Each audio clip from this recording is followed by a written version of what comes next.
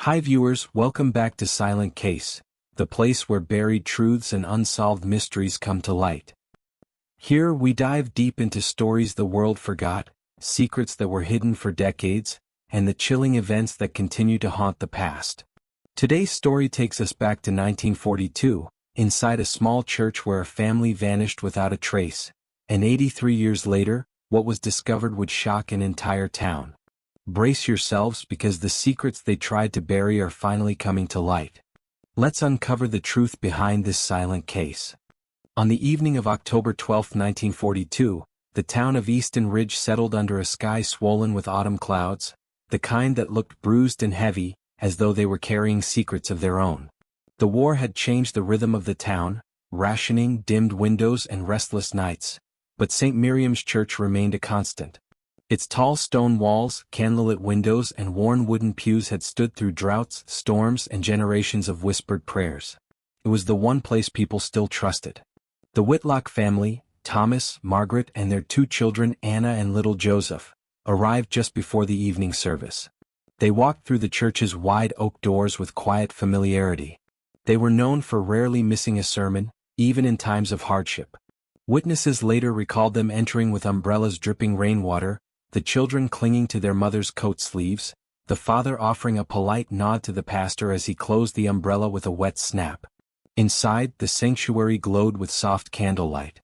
A handful of parishioners were scattered in the pews, their voices low, their faces tired from long workdays. The storm rattled the stained glass windows, creating trembling patches of color across the stone floor.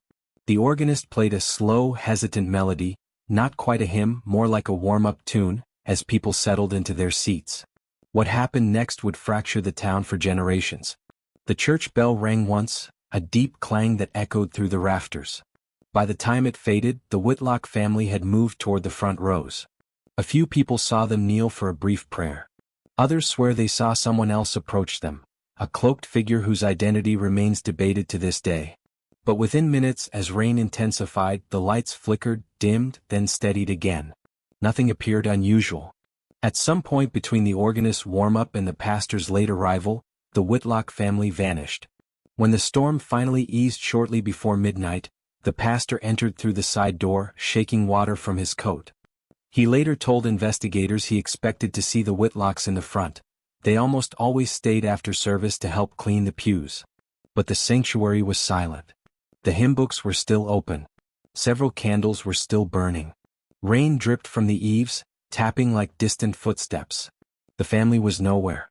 The pastor assumed they slipped out quietly and walked home through the clearing rain. It wouldn't be the first time. The lights were extinguished. The doors were pulled shut but not locked, a common practice then. He left without noticing the overturned hymn book near the altar, or the faint outline of a muddy boot print leading toward the back of the church. The next morning, when Margaret's sister knocked on their door and found it unanswered, concern turned quickly into alarm. The beds were untouched. Breakfast dishes remained stacked from the previous day. Margaret's handbag still sat on the kitchen counter.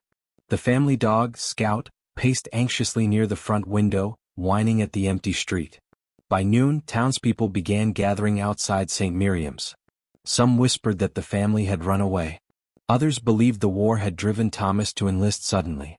But all speculation collapsed when parishioners confirmed they saw the Whitlocks enter the church, and no one saw them leave. Sheriff Daniel Crowder arrived just as the clouds rolled back in, casting the building in a muted gray. Inside the sanctuary, dust particles floated through narrow beams of morning light. The sheriff stood in the center aisle, boots echoing against the stone floor. He noted the dropped hymn book, the extinguished candles, the faint smell, something between old wood and smoke.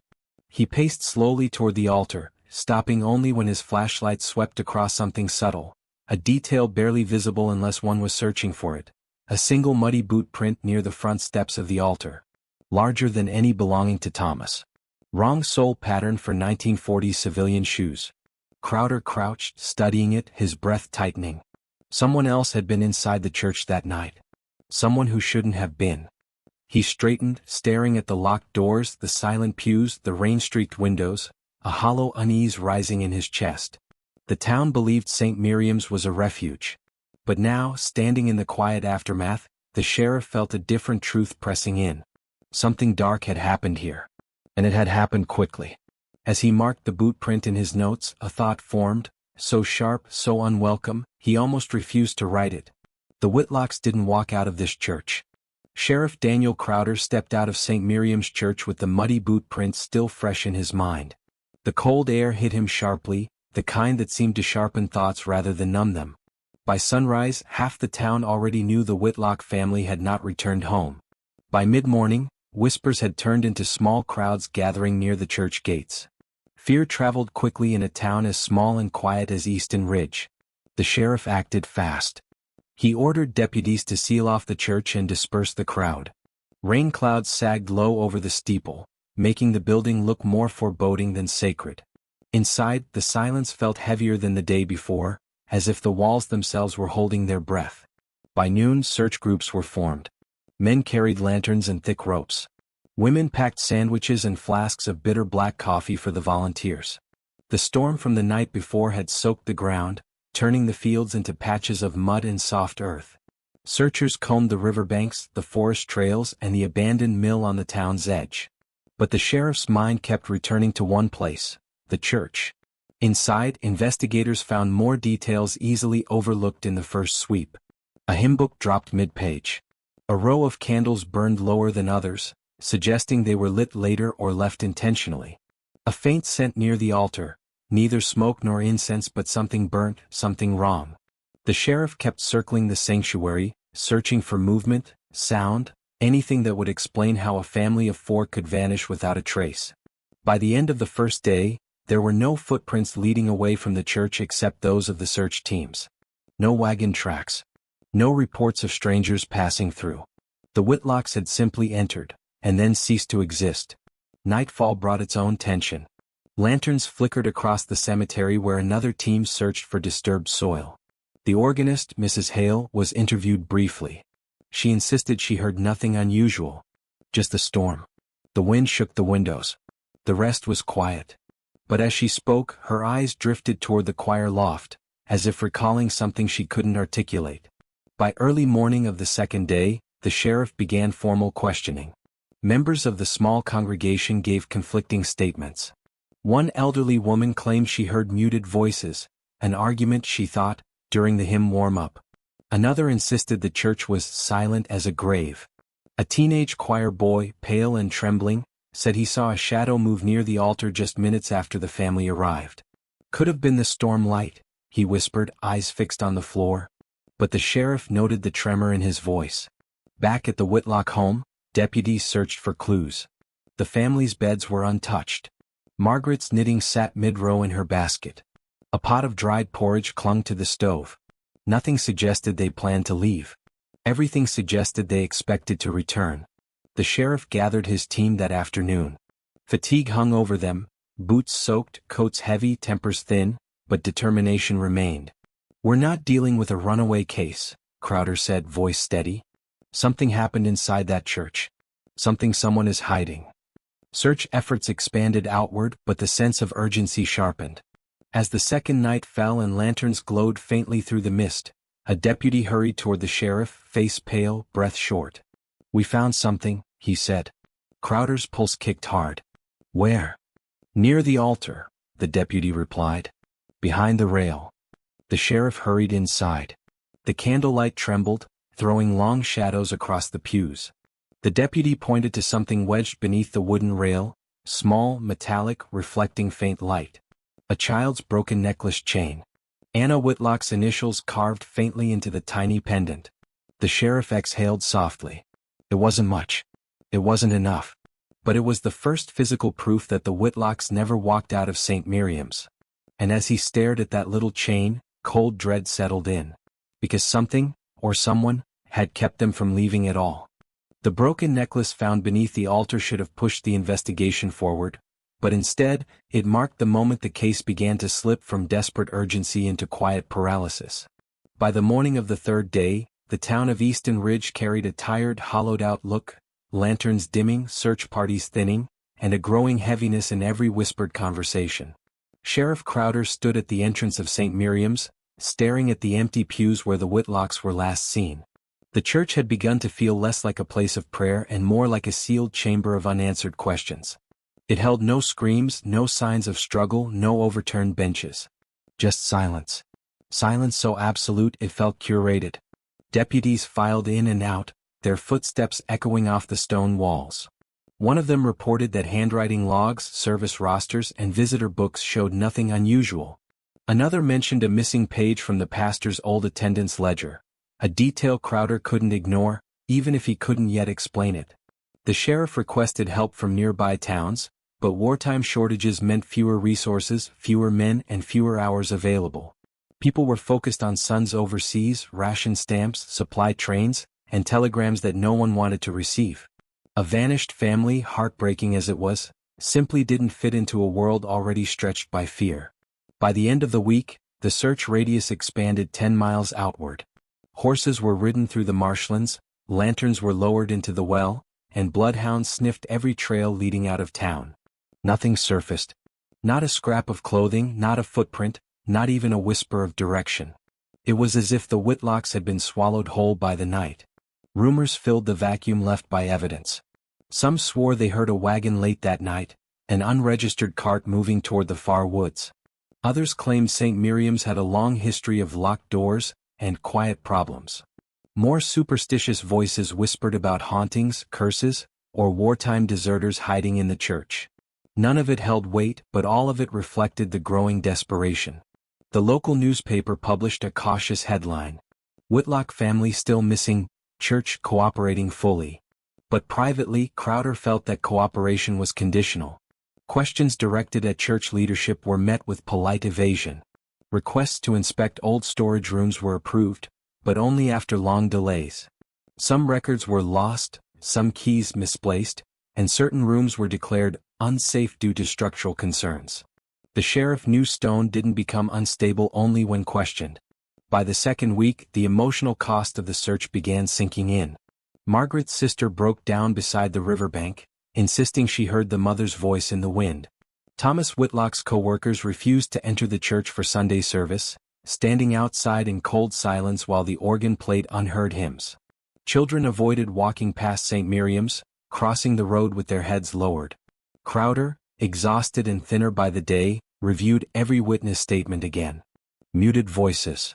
A shadow behind the altar. The storm covered everything. Small clues, inconsistencies, flickers of truth, none of them enough to build a direction. He wrote a final summary in the case file, the pen hesitating as he pressed the words into the paper. Evidence suggests disappearance occurred inside St. Miriam's.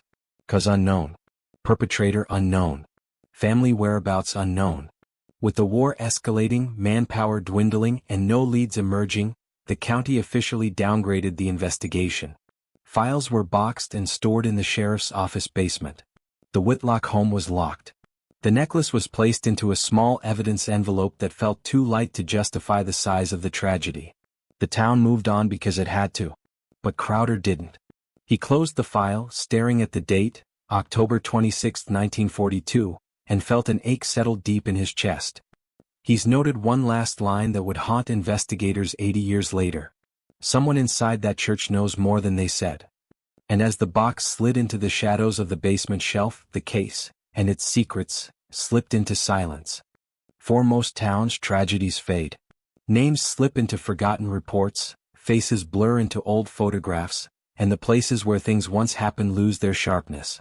But in Easton Ridge, the Whitlock disappearance did the opposite. It settled into the soil. Long after the official investigation was boxed and shelved, the town carried the weight of those empty pews and the quiet hush that fell over St. Miriam's every time someone stepped inside. Crowder's final note, someone inside that church knows more than they said, lingered unspoken between neighbors for decades. It clung to the church walls like dust in the rafters. By the early 1950s, Easton Ridge had rebuilt itself in small ways. New families moved in. Children played on the church lawn again. But certain traditions grew from the unease rather than nostalgia. Sunday school never used the far-left storage room. Choir rehearsals never extended past sunset. And elderly parishioners spoke of the Whitlock pew, in low, soft tones, as though speaking louder might disturb something that still lived there.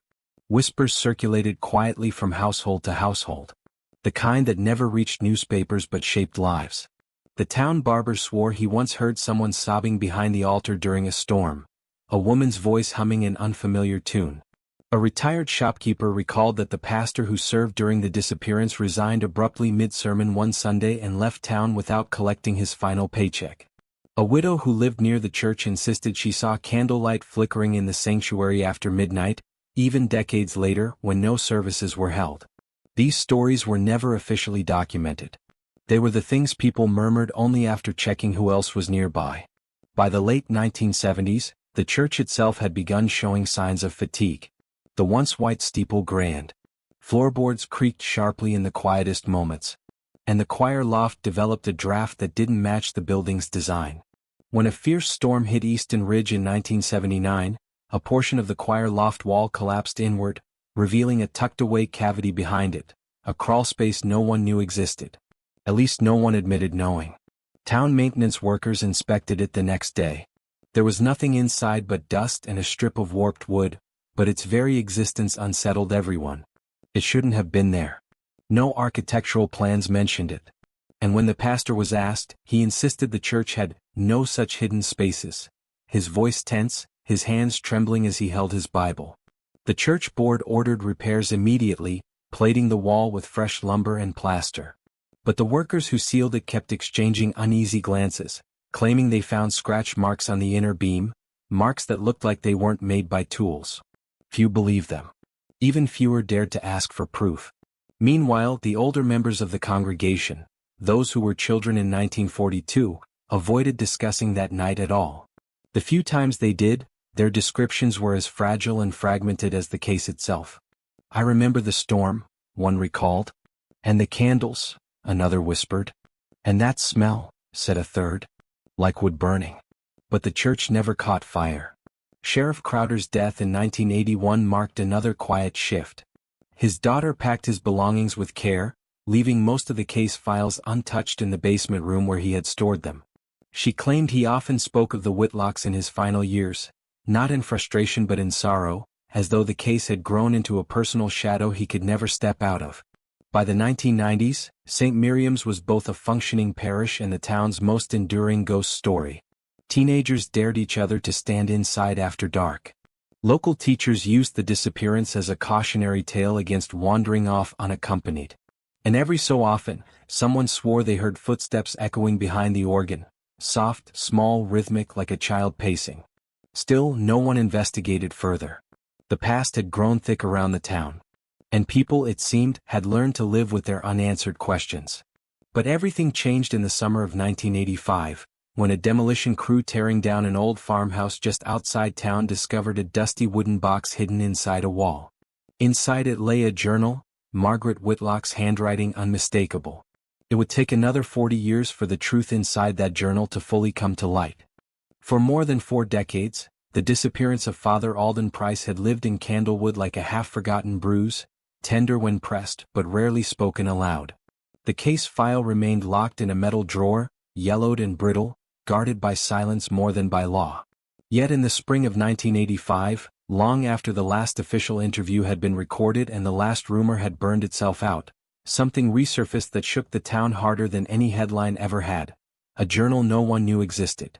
It arrived quietly, tucked inside a plain parcel addressed to the Candlewood Historical Society. No return name, no note. Only a worn, leather-bound book wrapped in wax paper.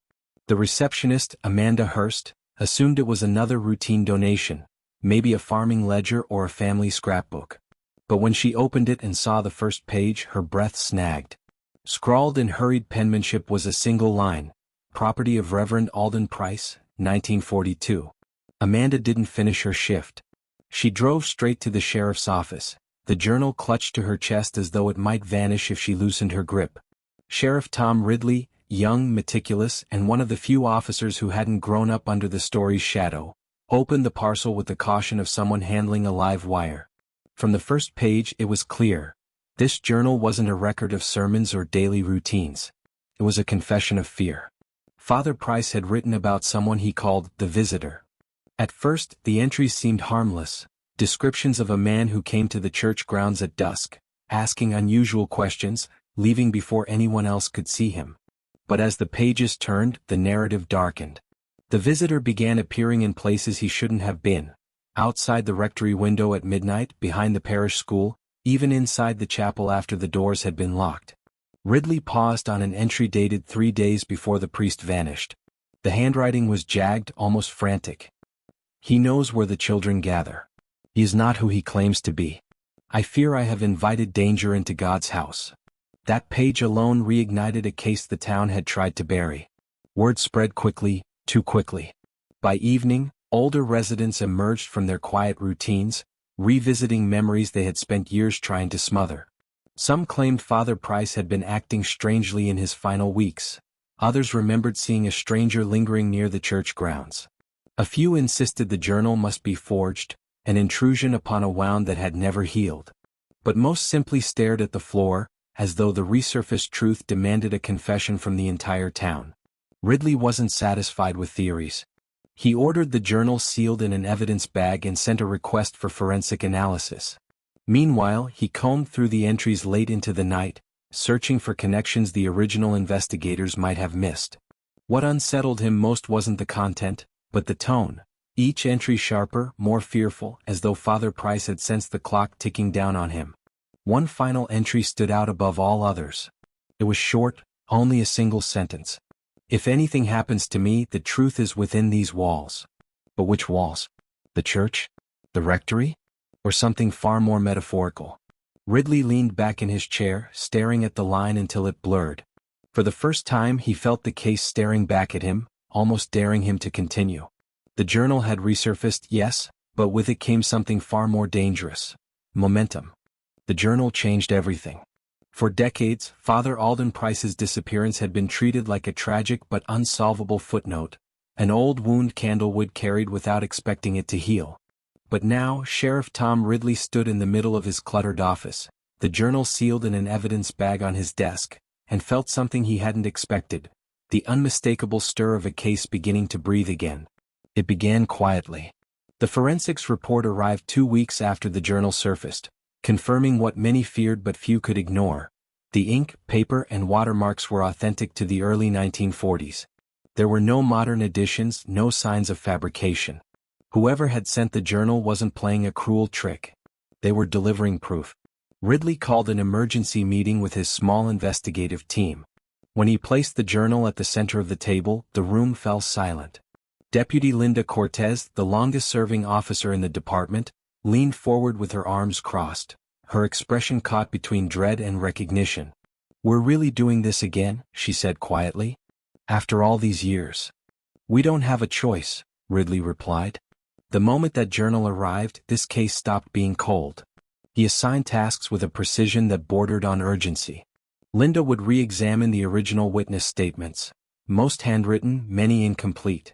Young Detective Saul Latimer would focus on identifying the mysterious visitor, cross-referencing the description with employment logs, travel registries, and whatever scraps remained from the 1940s wartime movements. Ridley himself would speak with the older residents who were children during the disappearance, hoping time had softened the fear enough for memories to surface. The town reacted in its own complicated way. Some residents welcomed the renewed investigation, relieved that someone was finally willing to pull the truth out of the shadows.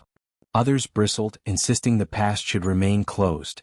Candlewood was a place where people still locked their doors at sunset, not because of crime, but because of what the past had taught them to fear. Within days, Ridley began receiving anonymous calls. Some offered vague leads, claims of seeing a stranger near the rectory or remembering whispers their parents once shared. But one call stood out. A trembling voice, elderly and hesitant, claimed she had witnessed Father Price arguing with someone behind the church on the very night he vanished. Before Ridley could ask her name, the line cut off. It was enough to unsettle him. Someone out there knew more than they'd ever dared to say. Meanwhile, Saul found something unexpected buried in the archived personnel forms from 1942, a brief note attached to the church's maintenance records. The signature was illegible, but the description matched the visitor almost perfectly. The note read, "Temporary grounds worker. No references provided. Hired for emergency repairs." No record showed when he left. Ridley's pulse quickened as he read the copy Saul handed him. The journal, the phone call, the maintenance note, it was as if the past was loosening its own knots, offering pieces that had been hidden for over 40 years. Yet with each discovery came a growing sense of unease. Every answer, no matter how small, seemed to open a deeper question. Late one evening, Ridley drove to the old church grounds with the journal. The building loomed in the dark, its steeple a jagged silhouette against the fading sky. He walked the perimeter slowly, stopping near the back entrance, the same area described in the anonymous call. The air felt heavier there, as though it held a memory no one had dared to speak aloud. Ridley rested a hand on the cold brick wall and whispered, "What were you trying to tell us, Father?" The wind offered no response, but Ridley sensed something shifting. The case was no longer dormant. It was rising, pulling itself from the grave of forgotten history. Sheriff Ridley didn't sleep the night the anonymous call came in. He kept replaying the trembling voice, the way the woman hesitated before admitting she had seen Father Price with someone behind the church. The silence that followed before the call abruptly ended felt less like fear and more like a warning. By dawn, Ridley made a decision. He would find her. The number had been blocked, but Saul managed to trace the general area, a cluster of aging homes near the northern edge of Candlewood, where many of the town's last remaining elders lived. Ridley and Deputy Cortez began knocking on doors one by one, asking quiet questions, watching for flickers of recognition. Most residents shook their heads politely, unsure or unwilling to help. But one name kept surfacing, almost reluctantly: Evelyn Hartman. She was 92, nearly blind, and rarely left her home. When Ridley and Cortez arrived at her modest, time-worn house, the curtains were drawn tight, and a single porch light flickered in daylight. Cortez knocked softly. A long pause followed, then the door opened just wide enough for an elderly woman's frail frame to appear. "I knew someone would come," Evelyn whispered before they could speak. "I shouldn't have called. But I couldn't carry it anymore." Inside, her living room was lined with faded photographs. Families, soldiers, weddings, baptisms, Candlewood's own timeline captured in sepia tones. A crucifix hung above an old fireplace, and beside it sat a small wooden box coated in dust. Ridley sat across from her, speaking gently. "Mrs. Hartman, we believe you saw something the night the family vanished. Something you've never told anyone." Her thin hands trembled as she reached for a glass of water. "Not something," she corrected. "Someone." The room fell silent. She described it slowly, as though each word cost her a fragment of strength. On the night of September 14, 1942, she had been only 12. Her mother had sent her to deliver bread to the rectory. As she approached the church, she saw Father Price arguing with a man near the rear entrance. "He had a limp," she said, favoring his left side. "And he kept glancing around like he expected to be caught." Ridley leaned forward. "Did you see his face?" "No. But I saw his coat. Dark brown. Worn at the elbows. And there was something else." She paused, her breath unsteady. "He was holding a small lantern. It wasn't bright, but enough for me to see Father Price was frightened." Cortez exchanged a look with Ridley. A lantern. In the journal, the visitor had been described as carrying a dim light. The detail was too specific to dismiss. Evelyn clasped her hands tightly. "I should have told someone." But the next morning, the whole town was in panic. "My mother told me to forget what I saw, that it wasn't my place to question what happens in the house of God." Her voice broke. "I've lived with that silence for 83 years. Ridley felt an ache in his chest. "Mrs. Hartman, the man you saw, did you ever see him again?" She nodded slowly. "Once. A week after the family vanished. He was standing at the edge of the cemetery, watching the church." A chill moved through the room. Before they left, Evelyn opened the dusty wooden box by the fireplace.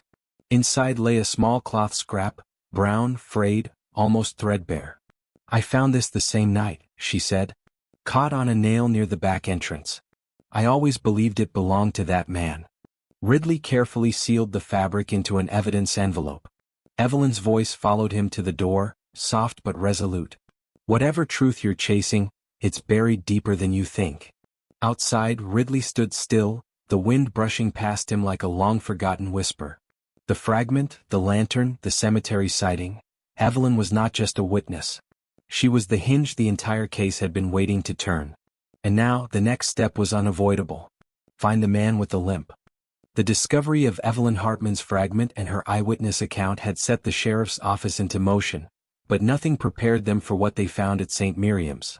With court approval and a team of modern investigators, Ridley returned to the church, flashlight in hand, the journal and Evelyn's recollections weighing heavily on his mind. Each step echoed in the cavernous sanctuary as if the building itself were holding its breath. The back of the choir loft was the focus. For years, workers had insisted there was nothing beyond the plastered walls, nothing to see. But with a small sledgehammer and careful chiseling, the team revealed what had been hidden all this time. A wooden door, sealed tight, the grain warped from decades of moisture. No key hung in the church's collection. No note had hinted at its existence. Only the journal, now weathered but readable, contained sketches of rooms that no longer exist, one eerily matching the dimensions of this hidden space. Ridley knelt before the door, tracing the faded scratches along the edges. "It's been waiting for someone to look," he whispered almost to himself. Cortez shone her flashlight at the gaps, illuminating dust motes swirling in the still air. "We should be careful," she said. "Whoever sealed this might have known why." With measured breaths, the team pried the door open. The hinges protested with a creak that seemed almost human. Inside was a narrow room, low-ceilinged and suffocating, the air thick with decades of neglect. Dust coated the floor like a snowstorm trapped in amber. A single chair lay overturned, its legs broken. A tiny shoe, Anna Whitlock's, rested in the corner, suspended in cobwebs. The scene was horrifyingly still, untouched by time but also frozen in it. Ridley's gaze fell on a small metal box rusted along the edges. He knelt carefully, prying it open. Inside lay a silver bracelet, delicate and engraved with Joseph Whitlock's initials. The weight of it seemed disproportionate to its size. Something as small as a child's keepsake held the gravity of decades-long disappearance, and in its presence, Ridley could almost hear the absence of laughter, the echo of whispered prayers, the unfinished bedtime stories. The team documented everything meticulously. Photographs, notes, sketches and measurements were recorded, but Ridley's mind was elsewhere. How had no one discovered this before? How had the Whitlocks' presence remained hidden in their own town for so long? The answer, Ridley knew, was as much about fear and complicity as it was about concealment. Cortez examined the walls, tapping lightly. "Soundproofing," she said. "This was intentional. Someone wanted whatever happened in here to stay contained. Completely contained." Her voice held both realization and horror. Ridley felt it too, the oppressive sense that history was watching them. That the church, once a sanctuary, had become a vault for the town's deepest, darkest secrets. He shone his light on the corners, imagining tiny figures cowering, parents trying to protect children, their very lives suspended in silence. Every dusty beam and shadow seemed to whisper what had been lost. Then Ridley noticed something else. A faint outline in the plaster, a patch different in color from the rest of the wall. Kneeling, he scraped gently. Beneath the surface, a small cavity appeared, previously invisible. Inside, old papers, folded carefully, preserved notes on the night of the disappearance. Witness observations, sketches of the church interior, and partially illegible instructions for concealment. Someone had recorded the events as they happened, a record hidden for more than 40 years. He exhaled slowly, gripping the papers. The investigation had gone from cold case file to living memory, each discovery amplifying the haunting truth. The Whitlocks hadn't just vanished. They had been deliberately trapped within the heart of the church, their fate orchestrated by someone who understood the building as both sanctuary and prison.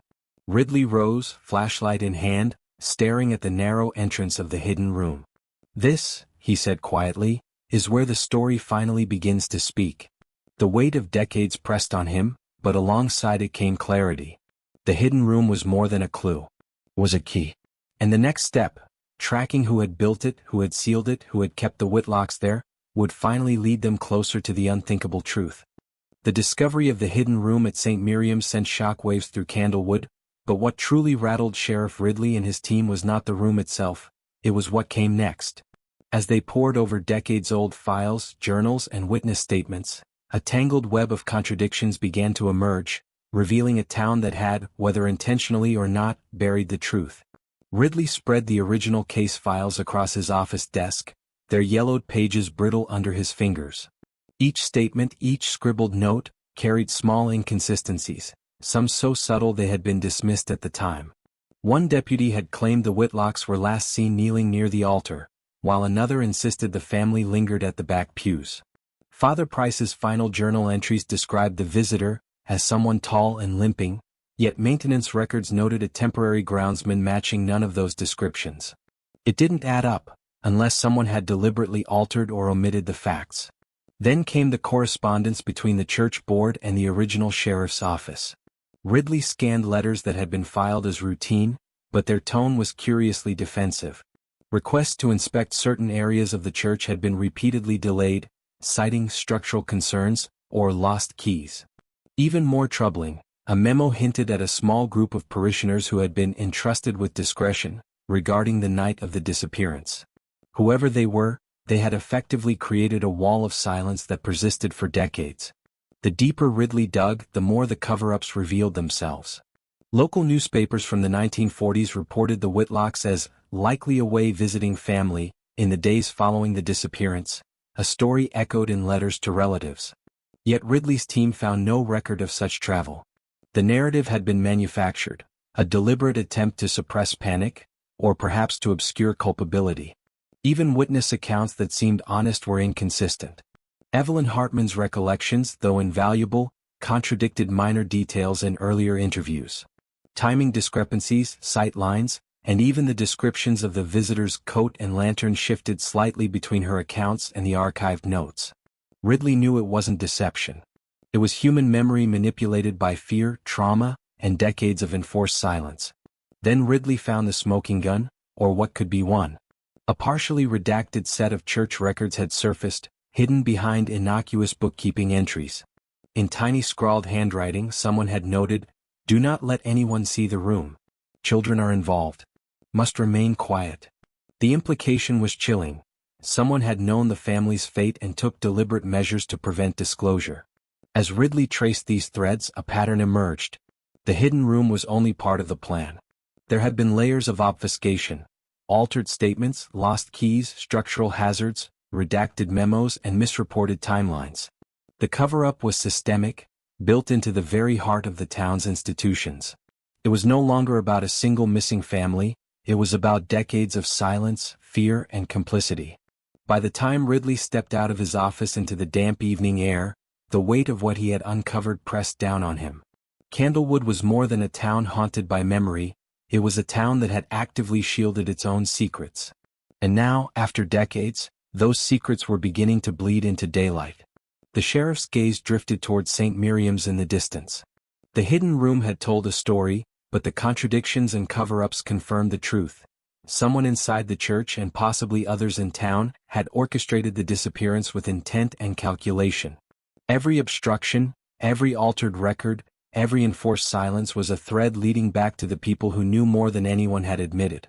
Ridley clenched his jaw. The investigation was no longer merely about locating the Whitlocks or piecing together their final hours. It was about exposing the network that allowed such horror to remain hidden for decades. And the closer he got to unraveling it, the more dangerous it became. The next step, he realized, would demand confronting individuals still alive, whose memories and consciences had long been buried alongside the Whitlocks. The walls of St. Miriam's felt different that morning. The hidden room had been documented, photographed, and catalogued, but Ridley couldn't shake the weight of decades pressing down from its dark corners. The town had remained silent for over 40 years, and now that silence was about to speak in a way no one anticipated. It began with a call to the sheriff's office. The voice was familiar, hesitant, older, yet unmistakably resolute. The man on the line identified himself as Henry Caldwell, a lifelong resident and former member of the church board. He requested a private meeting. "I've carried it all my life," he said. "It's time someone knew the truth." Ridley agreed immediately. Caldwell's house was small and unassuming, tucked behind a row of oaks that had shaded the property since the 1930s. Inside, the air smelled of polished wood and old books. Henry, thin and stooped, led Ridley and Cortez to the parlor and gestured for them to sit. For a moment, only the sound of a grandfather clock ticking filled the room. Then Caldwell spoke, his voice low, deliberate. "I never wanted this to see the light. Not after what we did." The sheriff leaned forward. "What did you do, Mr. Caldwell?" Henry's hands trembled slightly as he produced a folder of aged papers, yellowed and frayed. Plans, notes, memos from the board. They all said the same thing: protect the church. Keep it quiet. Make sure no one ever knows what happened. Ridley glanced at Cortez. The pieces were starting to align, but they had no idea of the full scope. Caldwell continued, eyes fixed on the floor. That night, the Whitlocks were in the wrong place at the wrong time. Someone had a plan. The room, you've seen it, they were moved there. I was there, helping to seal the doors, making sure no one heard. A chill ran through Ridley.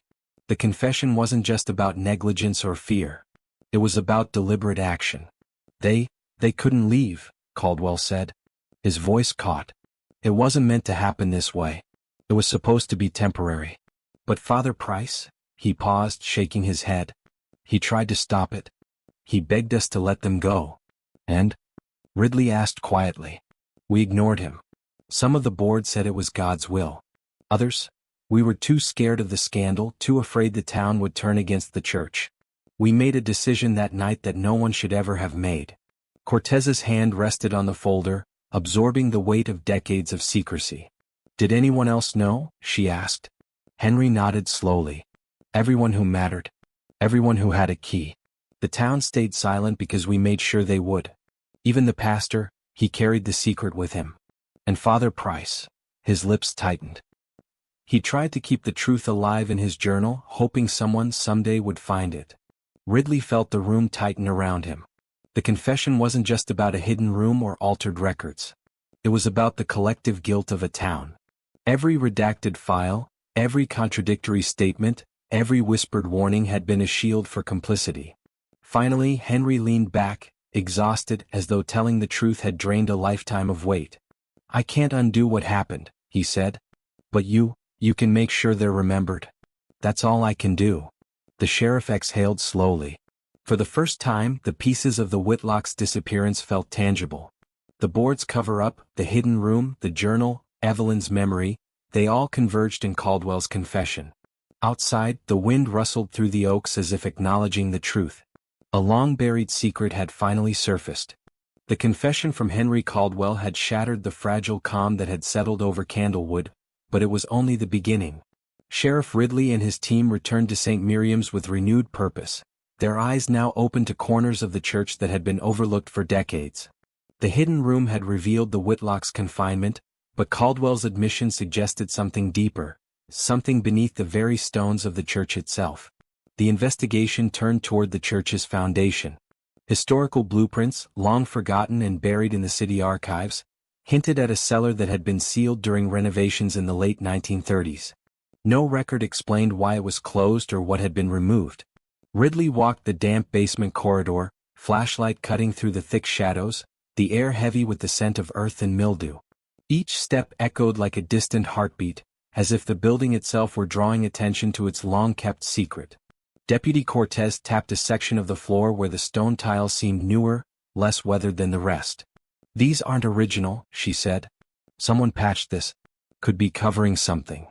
With careful prying and minimal disturbance, the tiles were lifted, revealing a trapdoor covered in decades of dust and cobwebs. The hinges groaned as Ridley slowly forced it open, revealing a narrow stairwell descending into darkness. He descended first, the beam of his flashlight illuminating the rough, stone walls, the damp earth clinging to the edges of the steps. At the bottom lay a small chamber, barely large enough for a single person to stand upright. And there, amid the scattered debris of forgotten decades, they found the final pieces of the Whitlock story, a set of small, worn footprints pressed into the dirt, remnants of tattered clothing, and most hauntingly 3 wooden crosses, carved carefully, each one engraved with a Whitlock name. Ridley knelt, brushing away dust to reveal a faint inscription on the stone floor. It read, "Protected in silence, forgotten in faith." The meaning was chilling. Whoever had sealed the cellar had intended to hide the Whitlocks, perhaps even to preserve their memory, yet had condemned them to a slow, invisible fate. Cortez swallowed hard. They weren't just hidden in the church, she whispered. They were buried under it. Their lives, under the stones. The pieces from the journal, the hidden room, and Caldwell's confession began to converge. The Whitlocks' vanishing was no random act of violence. It was a deliberate, calculated imprisonment orchestrated by members of the church board. Fear of scandal, misplaced notions of divine protection, and a twisted sense of preservation had combined into decades of silence. Ridley shone his flashlight over the chamber, each stone and cross telling the story of hope turned to tragedy. The Whitlocks had been taken not only from their home but from the world, their presence reduced to whispers, fragments, and shadows. Every evasive note, every redacted file, every contradictory witness statement now made grim sense. He rose slowly, the weight of history pressing against him. "This is it," he said quietly, almost to himself. "This is where it ends. And where the truth finally begins to be told." For the first time in 83 years, the Whitlocks' fate was no longer a mystery. The evidence beneath the stones confirmed what no one had dared to speak aloud. The family had been concealed within the very foundations of the church, their lives manipulated and suppressed by those sworn to protect them. Outside, the sun broke through a gray morning sky, illuminating the steeple in a way that felt almost mournful. Ridley stood among his team, letting the weight of the discovery settle. This revelation would shock the town, reopen old wounds, and demand accountability. But it also offered closure, a chance to honor the family, finally giving voice to decades of silenced suffering. As they emerged from the church basement, Ridley looked back at the stones above. The building had kept its secrets for far too long. Now the world would know.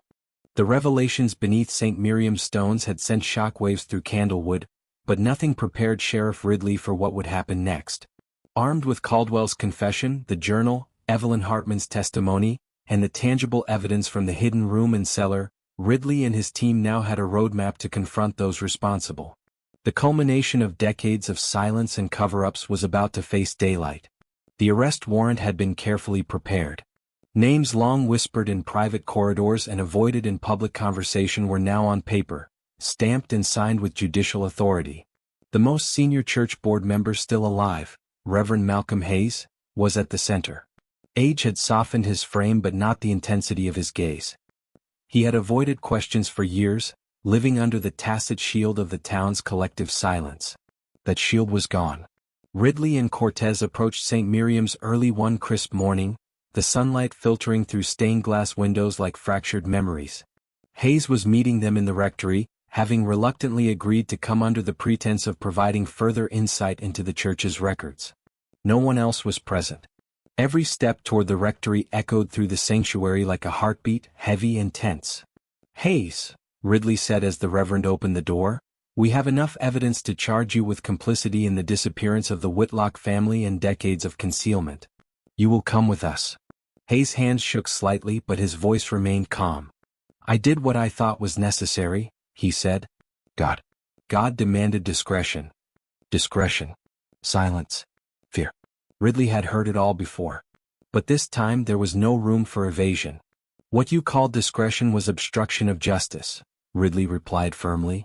"And hiding the truth for decades doesn't absolve you." Cortez read the warrant aloud.